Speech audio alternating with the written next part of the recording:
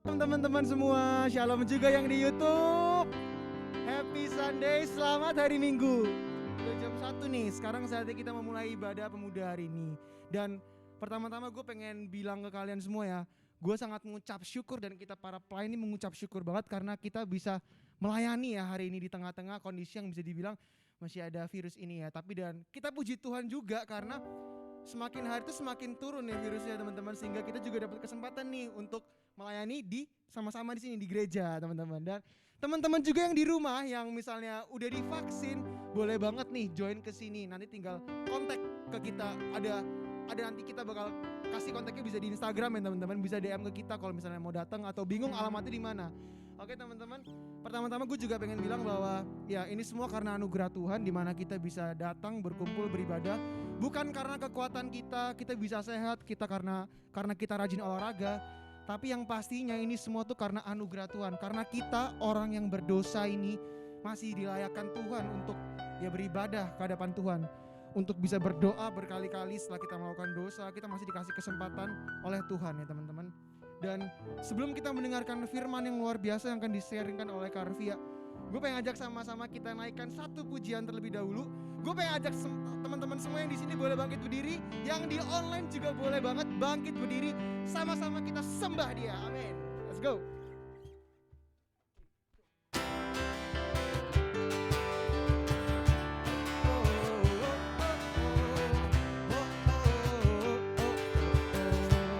Sekali lagi.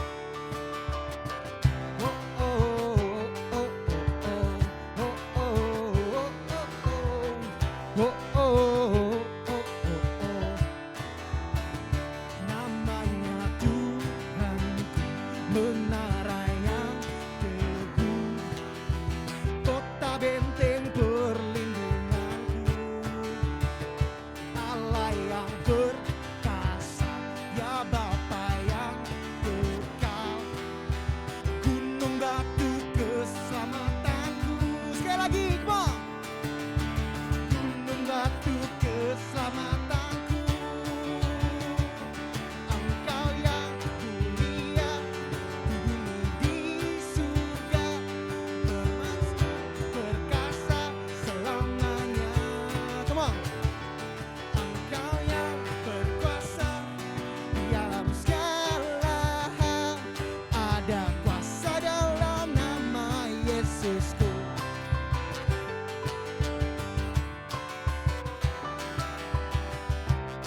Come on. Dari awal, come on. Namanya Tuhanku, menara yang teguh, kota benteng perlindunganku, Allah yang perkasa, Dia Bapa yang kekal, gunung batu keselamatanku. Sekali lagi, gunung batu keselamatanku, Engkau yang termulia di bumi di surga, termasyur berkuasa selamanya. Engkau yang berkuasa di dalam segala hal, ada kuasa dalam nama Yesus. Sekali lagi, Engkau yang termulia di bumi di surga, termasyur berkuasa selamanya. Engkau yang berkuasa di dalam segala hal, ada kuasa dalam nama Yesusku, ada kuasa dalam nama Yesusku, ada kuasa dalam nama Yesusku. Beri kemuliaan buat nama Tuhan kita yang luar biasa. Teman-teman yang di online, yang teman di offline juga boleh kita kembali duduk ya teman-teman. Sekarang ya setelah kita tadi bersorak-sorai untuk Tuhan, kita sukacita atas kehidupan yang Tuhan telah beri.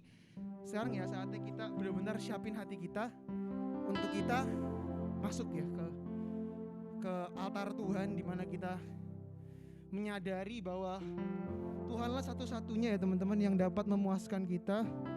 Tuhanlah satu-satunya hormat yang patut kita berikan sepenuhnya ya teman-teman.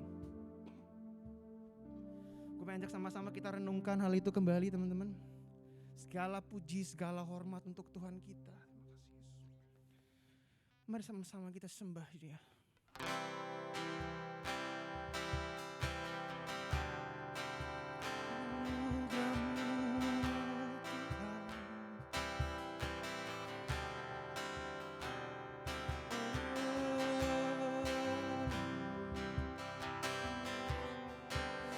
Sama-sama sadari anugerah Tuhan itu besar. Anugerah-Mu, anugerah-Mu kepadaku tak pernah berubah. Perbuatan-Mu terlukiskan di dalam hatiku. Tujuanku dibuat-Mu, kagum padamu.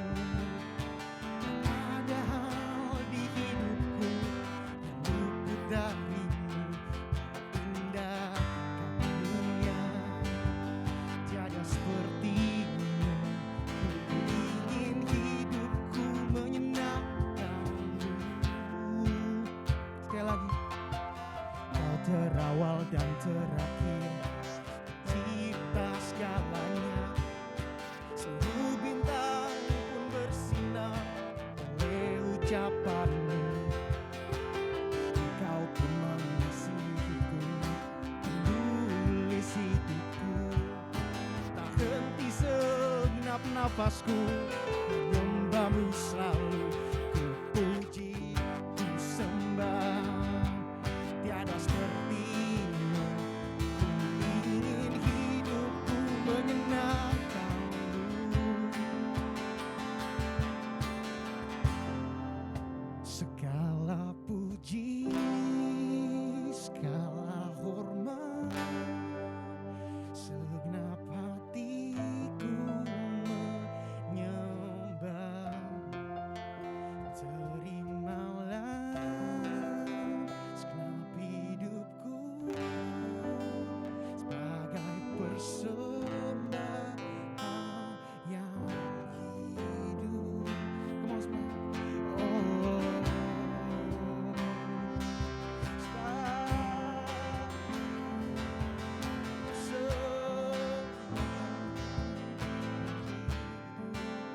Kau terawal. Terawal dan terakhir, cipta segalanya. Seluruh bintang pun bersinar oleh ucapan-Mu. Engkau pun mengasihiku, menulis hidupku. Tak henti segenap nafasku, menyembah-Mu selalu. Ku puji, ku sembah.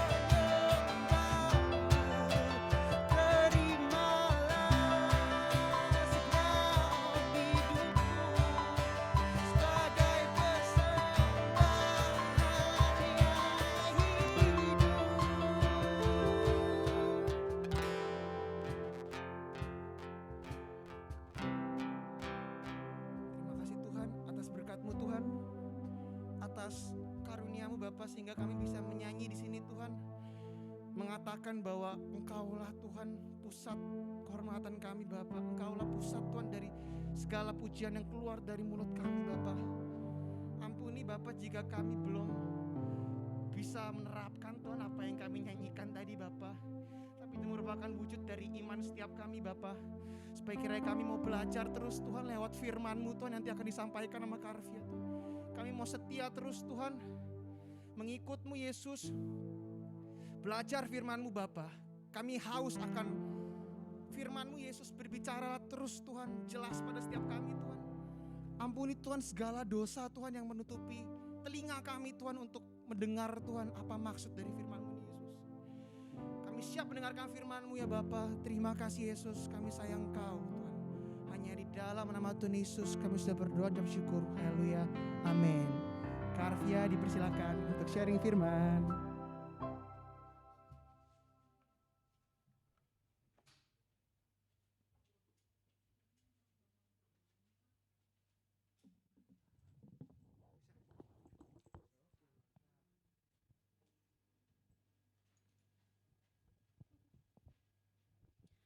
Oke, shalom, selamat siang semuanya. Wah, yang di sini ada berapa juta umat manusia ya, tapi suaranya kecil sekali.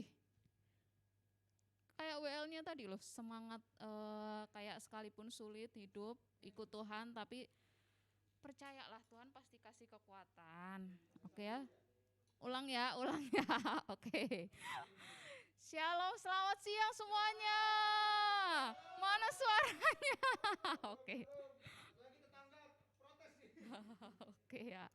Aduh, berharap ya yang hari ini ibadah online ada Edward Yawat, ada Intan Yatan, ada Rusli, ada Javi, ada Michael. Aku sebut banyak orang, berharap mereka menyaksikan kita saat ini ya. Oke. Ada yang tahu tema hari ini apa?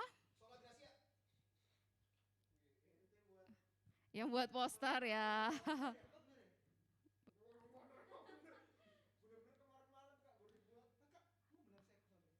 Sola Gracia. Betul. Iya, sebenarnya kenapa sih kita harus belajar ini? Menurutku harus sih. Yang bikin jadwal aku, tema aku ya. Jadi harus belajar ini. Nah, menurut kalian kira-kira kenapa sih harus belajar tentang sola ini? Yang adalah warisan zaman reformasi tahun 1517 ya. Oke, apa kira-kira apa sih? Perlu nggak sih? Atau aduh itu sebenarnya nggak relate sama hidup kita saat ini. Cepu-cepu yang lebih relate kan? Iya. ada kosakata baru bagi orang tua seperti saya ya. Oke, menurut teman-teman perlu nggak sih kita belajar hal itu? Sola Gracia. Gratia bacanya. Tulisannya Sola Gratia, tapi bacanya Gratia. Sebenarnya perlu nggak sih? Sebenarnya gunanya apa sih kalau kita tahu akan hal ini? Ada yang merasa itu penting untuk dipelajari dan diketahui dan dimengerti? Atau ada, aduh nggak relate Kak, aku keluar aja kali ya dari ruangan ini. Adakah? Malah yang baju hijau yang memilih untuk keluar loh. Oke ya, nah, semoga hari ini dengan tema yang sulit sebenarnya untuk dijelaskan, saya bisa memaparkan dengan singkat, nggak perlu berlama-lama, jelas dan bisa dimengerti. Sekaligus terakhir bisa berguna buat kita. Nah sebenarnya ya, kalian tahu keselamatan? Kalian tahu kalian diselamatkan karena apa? Apakah keselamatan itu bisa hilang? Apakah keselamatan itu tuh sebenarnya ada bagian usaha kitanya? Ya apa kalian memahami tentang keselamatan? Tapi jangan salah ya, beberapa gereja itu tuh mengajarkan keselamatan itu ada plus-plusnya loh. Ya benar, keselamatan itu murni diberikan gratis. Tapi ada plus-plusnya loh. Kalau kalian sadar ya. Makanya tema hari ini tuh penting untuk kita ketahui supaya kita tahu benar sebenarnya keselamatan itu tuh apa dan didapatkannya bagaimana. Dan itu benar enggak sih? Murni gratis atau ada andil manusianya dalam menerimanya? Nah teman-teman sekalian, kalau boleh jujur ya, mungkin ada nggak sih di antara kita yang punya pemikiran, aku selamat itu karena ya aku rajin ke gereja kok, rajin pelayanan kok. Nanti kalau kita nggak rajin gereja, nggak rajin pelayanan bisa hilang loh. Pernah nggak sih dulu kita mikir kayak gitu? Sewaktu kita kecil mungkin ada yang ngasih tahu kita seperti itu. Kalau boleh jujur pasti ada lah 1-2 yang pernah ngalami masa-masa hayo loh udah ke gereja tapi masih nyolong, udah masuk surga nanti hilang kamu keselamatannya. Sebenarnya benarkah? Yuk kita buka satu bagian firman Tuhan, Efesus 2 ayat 8 dan 9.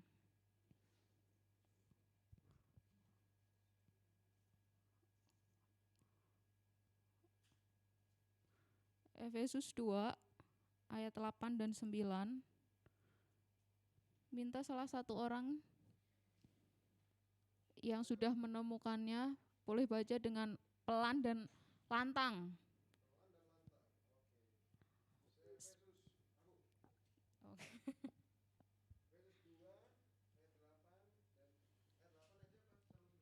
8 dan 9. Oke. Demikian firman Tuhan Efesus 2 ayat 8 sampai 9. Sebab karena kasih karunia kamu diselamatkan oleh iman. Itu bukan hasil usahamu, tetapi pemberian Allah. Itu bukan hasil pekerjaanmu. Jangan ada orang yang memegahkan diri. Oke, dari ayat itu saja yang kalian sama-sama simak dan Vincent baca, jelas nggak sih? Jelas nggak ayatnya? Intinya jelas nggak? Keselamatan itu? Adakah di situ Oke, terima kasih ya, saya cukup terdistraksi dengan hal-hal seperti itu, apalagi bajunya putih jalan-jalan sendiri gitu ya. Wow, oke, kita balik lagi. Nah, tadi keselamatan jelas ya, itu pemberian saya, Fani, pembelian siapa? Oh, ada nggak embel-embelnya, tapi manusia harus, ada nggak sih sebenarnya dari ayat ini, secara sederhana kita juga udah tahu, clear, itu tuh pemberian Allah, ada andil manusianya, ada porsi manusianya, enggak ya. Nah kita hari ini mau sama-sama lihat dari kehidupan salah satu tokoh Alkitab yang paling disukai sama bapak-bapak berbaju hijau. Nah, menyukai salah satu tokoh Alkitab yang siapa ya kira-kira? Paulus ya. Hari ini kita mau sama-sama lihat dari kehidupan satu tokoh Rasul, yaitu Rasul Paulus. Kita buka kisah pertobatannya di Kisah Para Rasul pasal yang ke-12, benar enggak? Benar enggak? Coba buka dulu. Kalau kemarin Vincent boleh coba lihat Kisah Para Rasul 12, ada enggak sih cerita pertobatan Paulus di situ? Kalau kemarin Vincent boleh ngetes, aku juga boleh lah ya. Mengetes konsentrasi. Benarkah? Feli mulai bingung, Feli. Sepertinya bukan ya, Kisah Para Rasul 9.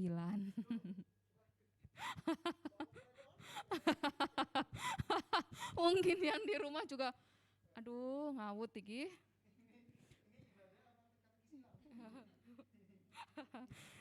Kisah Para Rasul 9 ayat 1 sampai 19a. Oke ya. Ini kisah pertobatannya Saulus.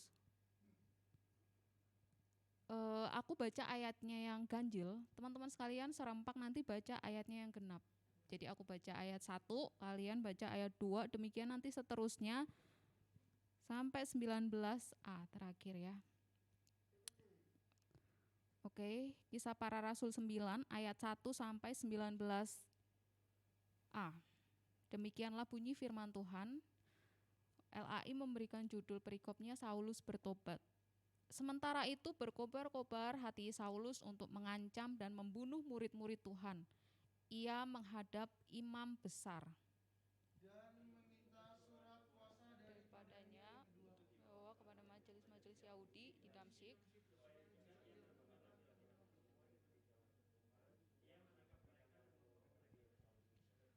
dalam perjalanannya ke Damsyik, ketika ia sudah dekat kota itu, tiba-tiba cahaya memancar dari langit mengelilingi dia.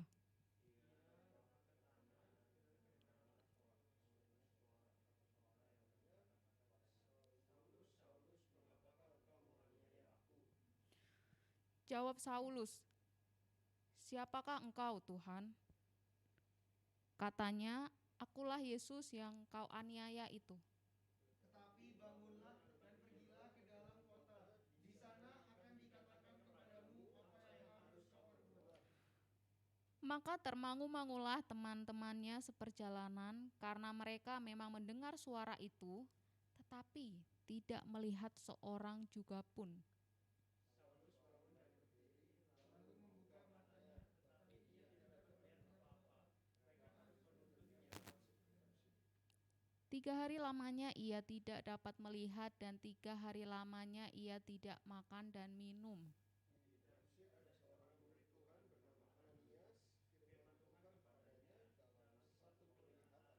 Ananias, jawabnya, ini aku Tuhan.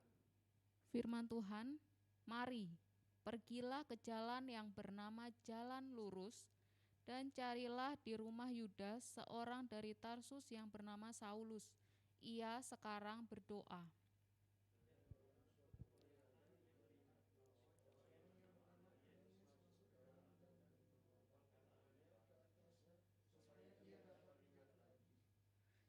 Jawab Ananias, "Tuhan, dari banyak orang yang telah kudengar tentang orang itu, betapa banyaknya kejahatan yang dilakukannya terhadap orang-orang kudus-Mu di Yerusalem.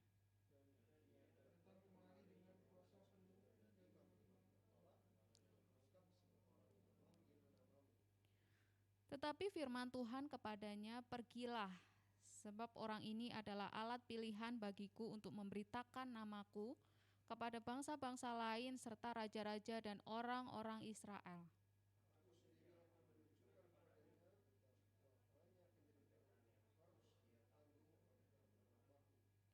Lalu pergilah Ananias ke situ dan masuk ke rumah itu. Ia menumpangkan tangannya ke atas Saulus, katanya, "Saulus, saudaraku, Tuhan Yesus yang telah menampakkan diri kepadamu di jalan yang engkau lalui, telah menyuruh aku kepadamu supaya engkau dapat melihat lagi dan penuh dengan Roh Kudus."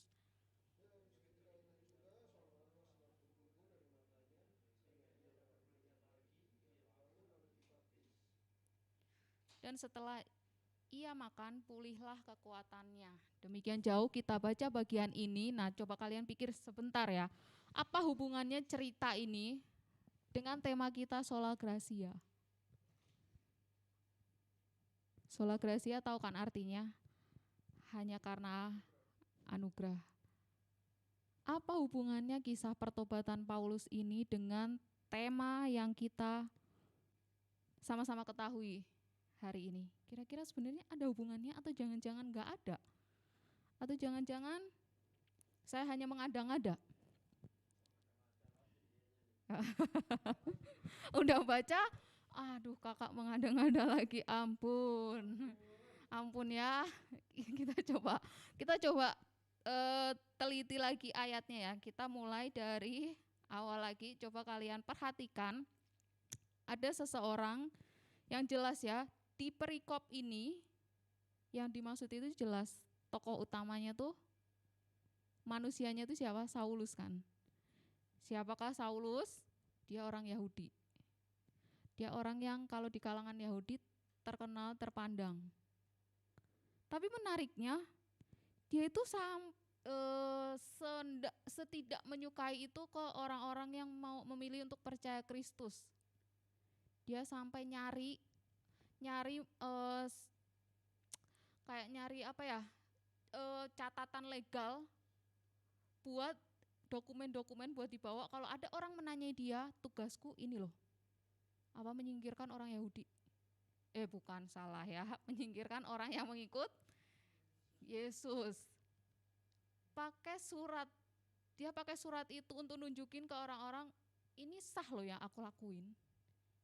Sebegitunya dia tahu kan, teman-teman, kalau orang sampai segitunya niatnya, sampai ingin menyingkirkan orang-orang yang memilih untuk percaya Kristus waktu itu, menurut kalian ya, itu tuh butuh berapa waktu sih untuk dari benci ke menyayangi? Oke. Kalau ke cinta kok rada ini ya bahasanya, dari benci ke menyayangi. Itu tuh kayak dua hal yang jauh. Bayangkan ya kalau kalian misal nggak suka sama satu teman karena teman itu rada-rada gitulah. Kalian butuh berapa banyak waktu sih? Bisa langsung berubah 180 derajat dari nggak suka jadi langsung suka? Pasti butuh waktu ya. Ini tuh untuk hal yang seperti itu aja butuh waktu. Tapi bayangin ini yang Saulus yang jelas-jelas tidak menyukai orang Kristen waktu itu. Sampai minta surat untuk melegalkan perbuatannya dan disetujui resmi suratnya. Dia mau berangkat, mau menyingkirkan orang-orang yang memilih untuk percaya Kristus. Kalau dipikir-pikir sulit. Dipikir dari sisi manusia sulit. Orang yang sangat benci, orang yang paling benci orang Kristen untuk berubah, kalau pakai cara manusia mikir sulit. Tapi ini Tuhan yang kerja. Bayangin ya, Tuhan yang kerja, Tuhan yang kasih anugerah itu. Nah, teman-teman, kalau kalian lihat ada cahaya, terus ada suara dari cahaya itu ngomong, kenapa engkau menganiaya aku, terus akhirnya si Saulus ini buta, nggak bisa ngelihat, dia berdoa, akhirnya nanti ujung-ujungnya disembuhin sama Ananias. Nah, teman-teman sekalian, ini masa-masa dia mendapatkan anugerah itu. Nah, kalau dipikir-pikir, sebagai misalnya kalian waktu itu adalah orang Kristen yang taat, yang sungguh-sungguh mau ikut Tuhan. Kalian ada di posisi yang sangat terancam waktu itu. Tapi kalian dengar berita orang yang mau menyakiti kalian, itu tiba-tiba didatangi Tuhan, dikasih anugerah sama Tuhan. Pantes gak sih? Pantes gak sih? Kalau dipikir-pikir, nah ini ya, anugerah itu ya, diberikan ke pribadi yang sebenarnya nggak layak buat terima. Nah, yang ngasih pun nggak punya, bisa melakukan dan bisa nggak punya kewajiban buat ngelakuin dan ngasih. Yang terima nggak punya hak. Sama kayak kisah Saulus. Saulus punya hak untuk terima anugerah Tuhan. Saulus punya hakkah untuk dia percaya Kristus? Melihat hidupnya,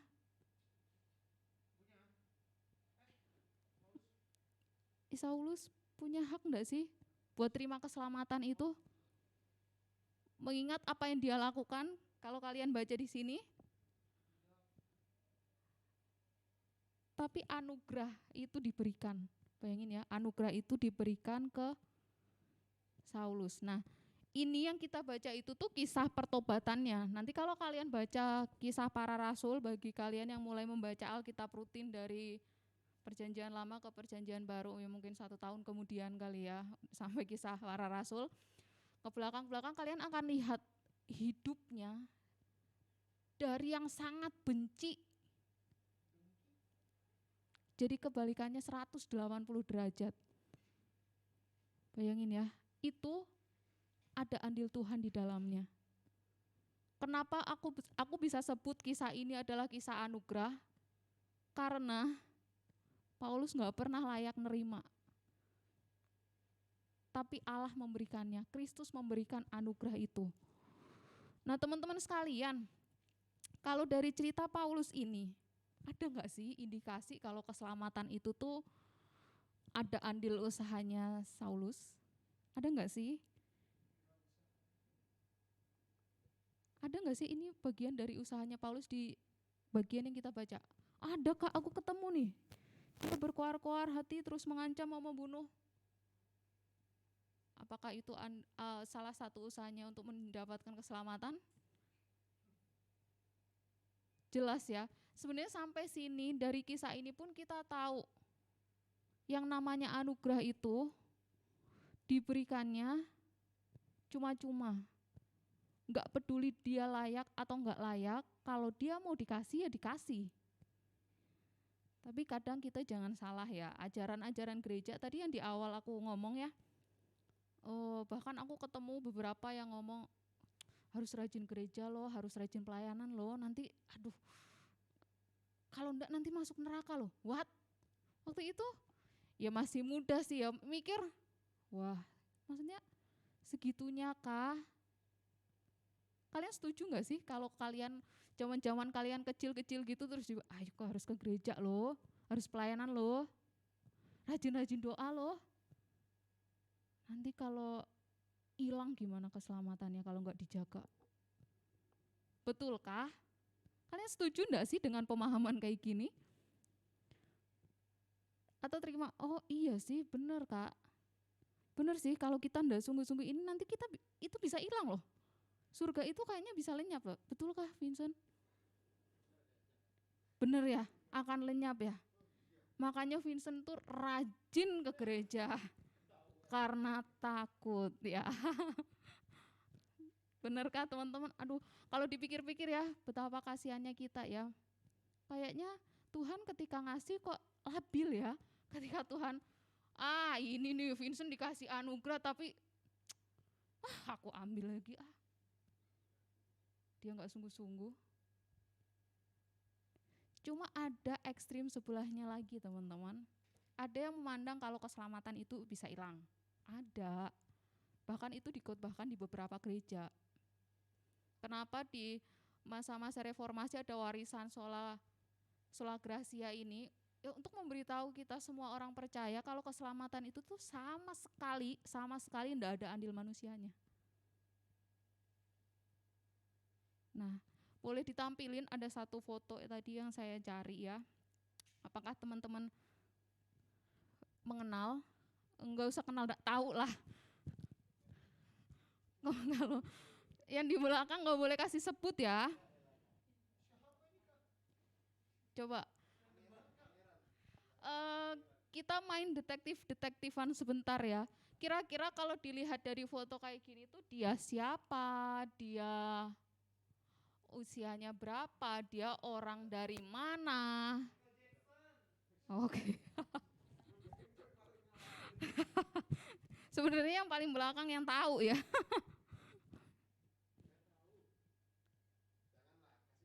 Oh tahu ya. Oke.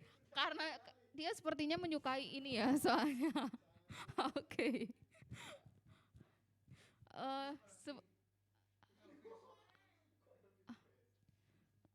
Sungguh Elvis Tetot, salah ya.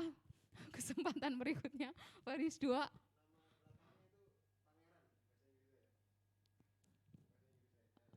Ini kesukaan Vincent ini. Iya enggak sih? Lah, bukan Lucinta Luna.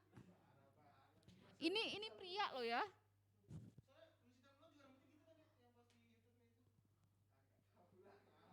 Oke. Kesempatan habis ya untuk wanita-wanita. Siapa ya?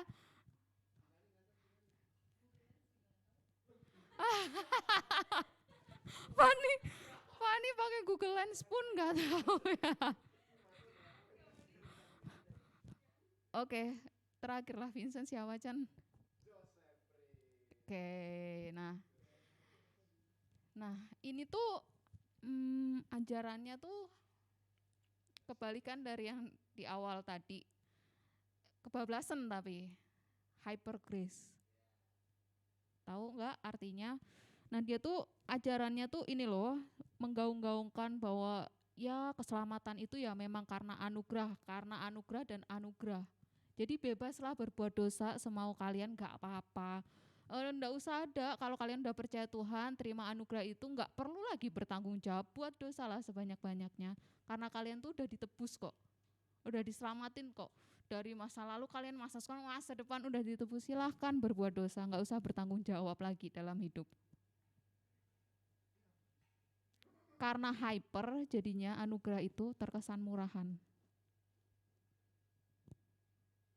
Nah teman-teman sekalian, sekarang coba kalian pikir ya, dari 3 hal ini, 3 hal yang akan aku sampaikan. Nah, yang mana yang akan kalian putuskan untuk pilih? 1, ya keselamatan itu tuh ya anugerah, tapi kayaknya harus manusianya ya ada usahanya lah, nggak melulu hanya anugerah aja. Katolik pun juga mempercayai ya keselamatan anugerah, tapi ada tambahan yang lainnya. Yang kedua, keselamatan itu ya memang murni anugerah. Ketika manusia berbuat dosa,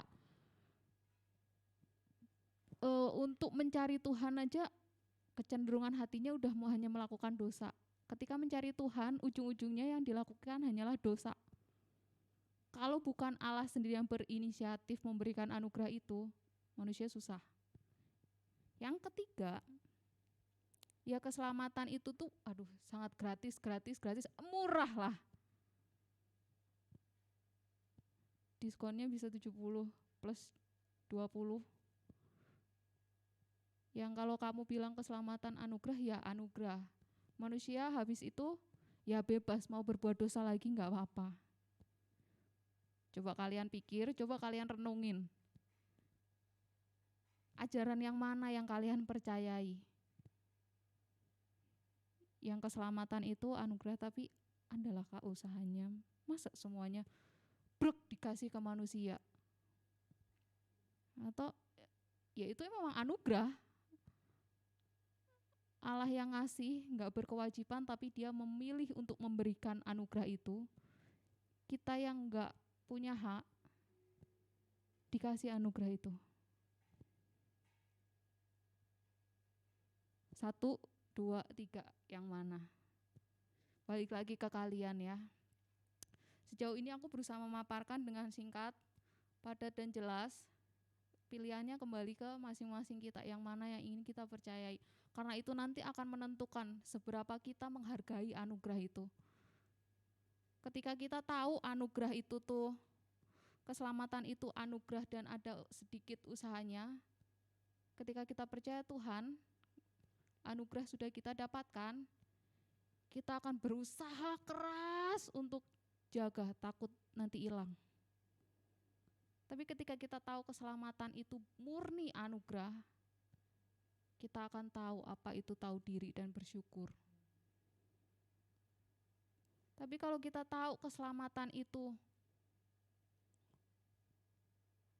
anugerah, yang sangat anugerah, yang terkesan sampai murahan, ya ketika kita tahu kita dapetin, ya kita bebas hidupnya. Hidup sama kayak dunia nggak apa-apa. Karena anugerah itu yang seperti itu. Keselamatan itu anugerah yang hyper. Yang mana yang kita pilih itu yang akan menentukan sebenarnya hidup kita setelah kita terima keselamatan itu seperti apa. Nah teman-teman sekalian, ya aku berharap kita semua pilih yang kedua ya. Tahu itu anugerah, jadi tahu diri, sadar diri, dan hidupnya pun penuh bersyukur, punya tanggung jawab. Karena Tuhan udah kasih begitu besar buat kita, apa yang kita lakukan sebenarnya hanya kecil.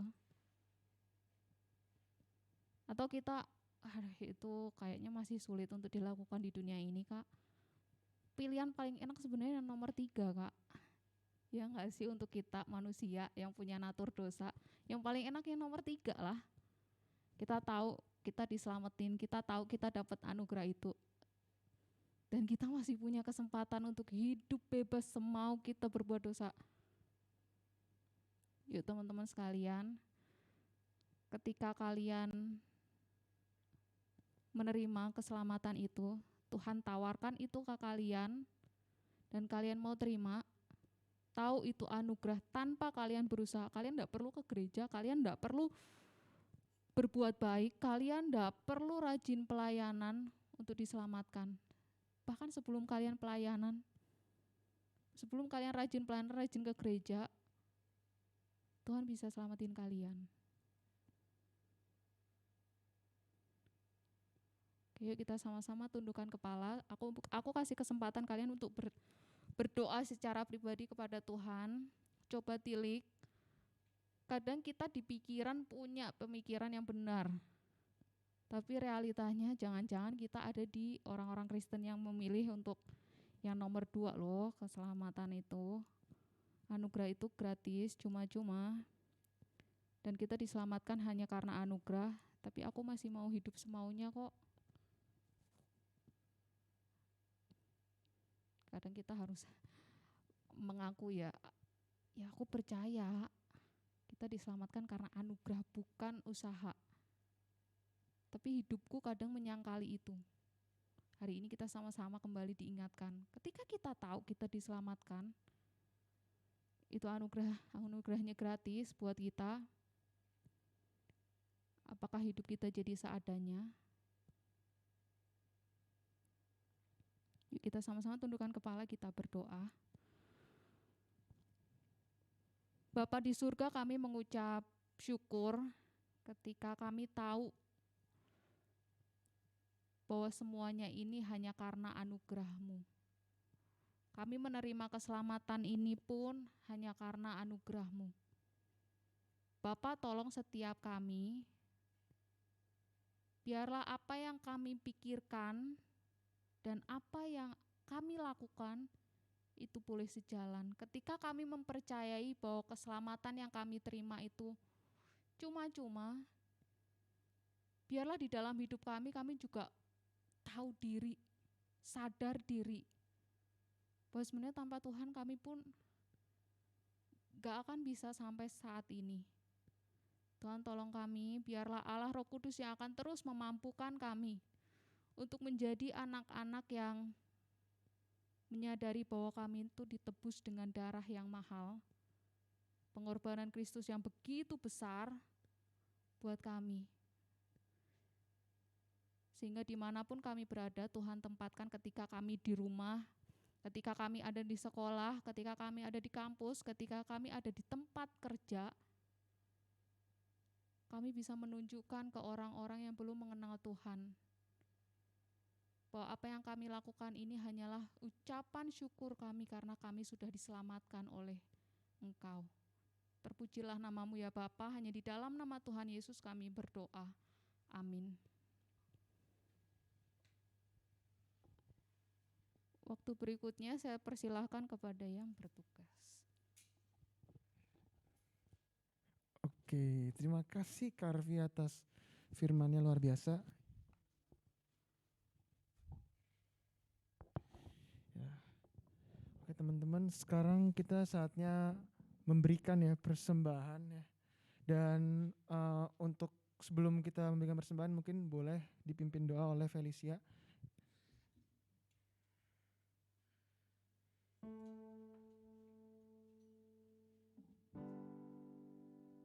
Mari kita bersatu dalam doa. Tuhan Yesus, sekarang kami akan memberikan persembahan. Kiranya Tuhan berkati setiap kami yang akan memberikan persembahan ini untuk memperluas kerajaan-Mu. Terima kasih Tuhan Yesus Kristus. Haleluya. Amin.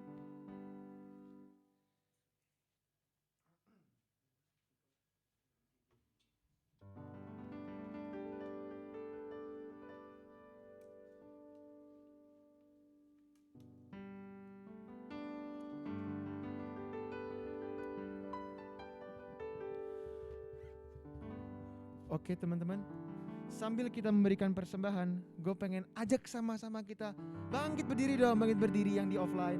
Dan yang di rumah juga boleh bangkit berdiri. Kita naikkan satu pujian supaya lebih semangat. Amin. Ayo, 1, 2, 3, go.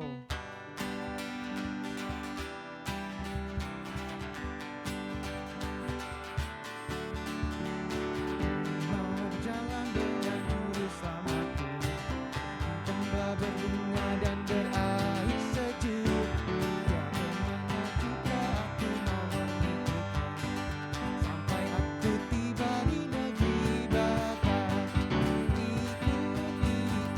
Ikut Tuhan Yesus, ku tetap mendengar dan mengikutnya. Ikut Tuhan Yesus, ya kemana juga ku mengikut.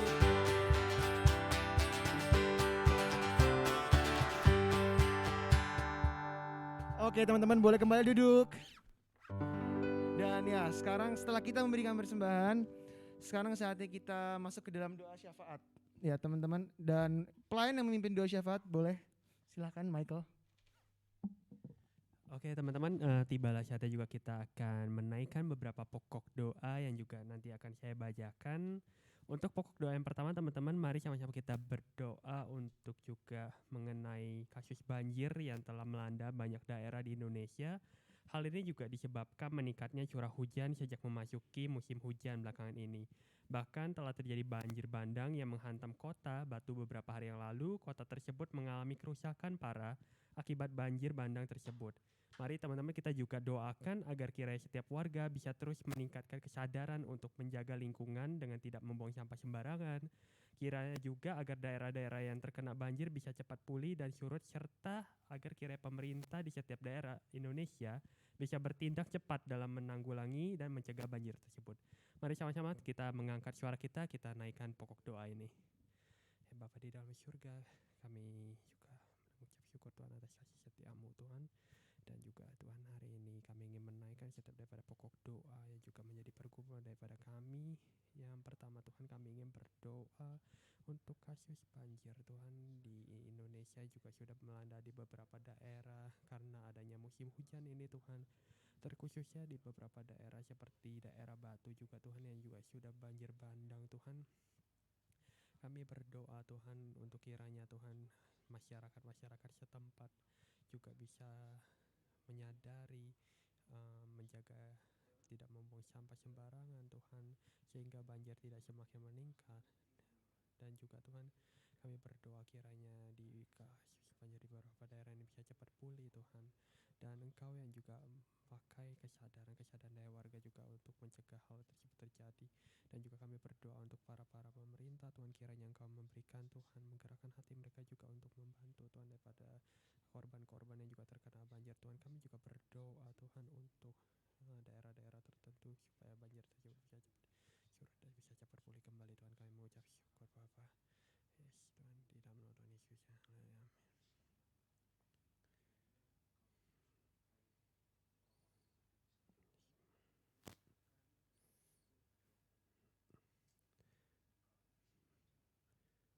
Mari teman-teman kita berdoa untuk pokok doa yang kedua. Mari kita mendoakan mengenai kondisi Jakarta saat ini yang kembali memasuki kondisi PPKM level 1. Dengan mulai meningkatnya kasus COVID kembali di Jakarta, pemerintah akhirnya juga menggalakkan PPKM sekali lagi. Semoga hal ini menjadi pengingat bagi kita untuk tidak lengah di dalam menghadapi COVID-19 yang melanda di Indonesia. Kiranya setiap warga Jakarta bisa diberi kesadaran juga untuk tetap menjaga protokol kesehatan dimanapun. Kiranya juga dengan diberlakukannya PPKM level 1, setiap pihak bisa lebih serius dan ketat dalam beraktivitas dalam masa PPKM ini. Jika ada yang harus stay at home, kiranya mereka bisa patuh untuk stay di rumah mereka kecuali untuk keadaan mendesak. Mari juga kita doakan kebijakan PPKM ini bisa kembali menekan angka COVID-19 di Indonesia, khususnya di Jakarta. Sama-sama kita angkat suara kita untuk mendoakan hal ini. Bapa di dalam surga Tuhan, kami lihat bahwa di Indonesia, terkhususnya di Jakarta juga Tuhan, COVID-19 ini juga bisa kembali meningkat Tuhan beberapa belakangan ini Tuhan. Dan PPKM level 1 juga diberlakukan kembali oleh pemerintah. Tuhan, kiranya Tuhan lewat PPKM ini kami juga bisa disadarkan kembali bahwa COVID-19 ini masih ada Tuhan di Indonesia. Dan kiranya juga Tuhan kami bisa menjaga daripada protokol kesehatan, semakin patuh Tuhan akan, sehingga juga Tuhan lewat PPKM level 1 ini kami juga berdoa kiranya Tuhan juga bisa menekan kembali daripada angka COVID-19 di Indonesia, terkhususnya di Jakarta Tuhan, karena kami percaya Engkau yang juga kami serahkan Tuhan, bangsa kami, kota kami, ini semua ke dalam tangan-Mu Tuhan, karena kami percaya hanya Engkau Tuhan satu-satunya Tuhan, harapan kami yang mampu juga Tuhan untuk segala sesuatu yang baik. Terima kasih Tuhan. Amin.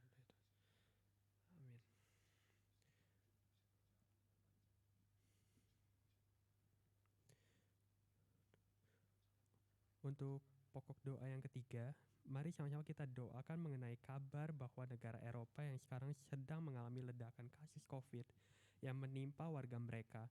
Hal ini menyebabkan negara-negara di Eropa ditetapkan sebagai epicenter, yaitu titik pusat COVID-19. Meski negara Eropa tersebut terus menggalakkan vaksin dan stok vaksin mereka yang banyak, namun hal tersebut tidak cukup untuk menghentikan penyebaran COVID di negara tersebut. Mari kita sama-sama doakan agar masyarakat di Eropa sana bisa tetap menjaga protokol kesehatan serta kondisi fisik mereka di tengah membludaknya kasus COVID di sana. Kiranya juga agar mereka bisa memakai vaksin-vaksin terpercaya yang tidak akan justru menambah kasus COVID-19 lagi. Kiranya setiap warga di sana bisa terus diberi ketenangan di tengah pandemi itu. Mari sama-sama kita doakan isu mengenai kembalinya diberlakukan lockdown di Eropa. Kiranya mereka juga bisa menekan pandemi yang membludak ini. Mari sama-sama kita berdoa. Bapa di dalam surga, berdoa Tuhan untuk beberapa negara Eropa Tuhan, yang dimana mereka di sana juga kembali membludak COVID-19 di sana. Dan kami berdoa Tuhan untuk mereka Tuhan, kiranya Tuhan Engkau yang memberikan Tuhan kepada mereka ketenangan di tengah-tengah meludaknya COVID-19. Dan bahkan ada isu bahwa di negara-negara Eropa ini juga Tuhan mau kembali lockdown, dan mereka sebagai negara titik pusat daripada COVID-19 yang begitu parah. Tapi kami juga percayakan Tuhan, saudara-saudara kami di negara-negara tersebut juga Tuhan, kiranya mereka juga Engkau terus berikan kesadaran dan di dalam juga menjaga protokol kesehatan, dan kiranya Engkau juga yang melindungi mereka Tuhan, karena kami percaya Tuhan, percayakan negara mereka ke dalam tangan-Mu, kami percayakan semua ke dalam tangan-Mu, karena Engkau adalah perlindungan mereka Tuhan, Engkau yang akan melindungi mereka Tuhan. Kami berdoa dan mengucap syukur karena kami mempunyai Allah yang seperti Engkau begitu baik di dalam setiap kami. Kami berdoa Tuhan di dalam nama Yesus Tuhan. Bapa di dalam surga, itulah beberapa pokok doa yang kami naikkan Tuhan. Kiranya Tuhan setiap daripada pokok doa yang juga kami naikkan ini, kiranya Engkau yang jawab saja Tuhan seturut dengan kehendak-Mu, karena kami tahu Tuhan bahwa kehendak-Mu saja Tuhan yang terbaik untuk setiap daripada kami. Kami berdoa Tuhan, mengucap syukur di dalam nama Tuhan Yesus. Haleluya. Amin. Oke, saya serahkan kembali kepada MC. Kak Revia boleh naik ke atas untuk mimpin doa penutup.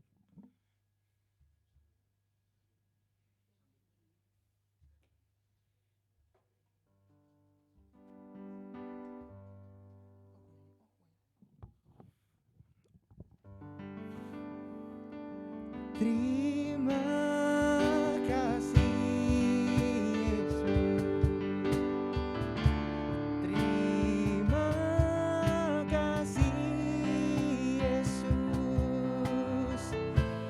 Puji syukur hanya bagiku, ya Allahku, ya Tuhanku.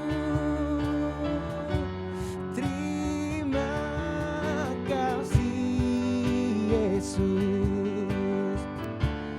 Terima kasih Yesus. Puji syukur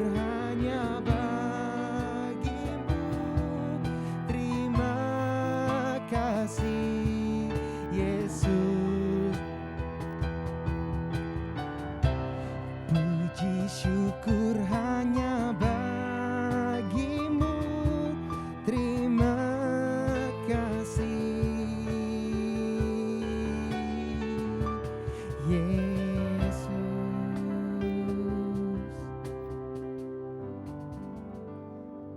Saya mengundang setiap kita untuk bangkit berdiri. Mari kita sama-sama bersatu di dalam doa.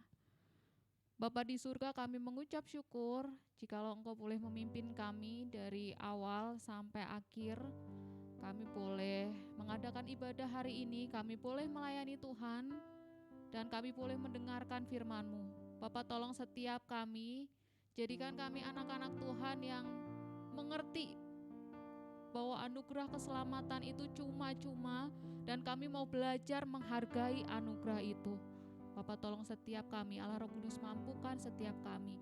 Dan teman-teman sekalian, arahkanlah hati kalian kepada Tuhan dan terimalah berkat Tuhan. Tuhan memberkati kita dan melindungi kita. Tuhan menyinari kita dengan wajah-Nya dan memberi kita kasih karunia. Tuhan menghadapkan wajah-Nya kepada kita dan memberi kita damai sejahtera mulai saat ini sampai Tuhan Yesus datang kedua kalinya. Amin.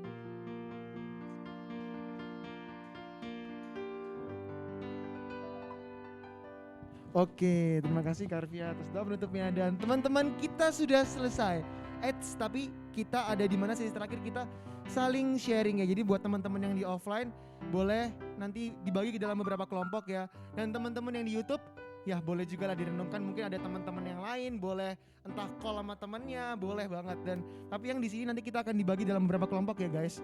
Oke, buat teman-teman yang di YouTube, thank you udah nonton, dan semoga kiranya lewat sharing yang tadi di-sharingkan Karvia dan nyanyi-nyanyi yang tadi kita nyanyikan bisa menjadi berkat buat teman-teman semua, dan keluar dari setelah menonton video ini, setelah menonton khotbah hari ini, bisa menjadi orang yang baru teman-teman ya, keluar menjadi berkat, jadi terang sinar kasih Tuhan. Oke, bye teman-teman.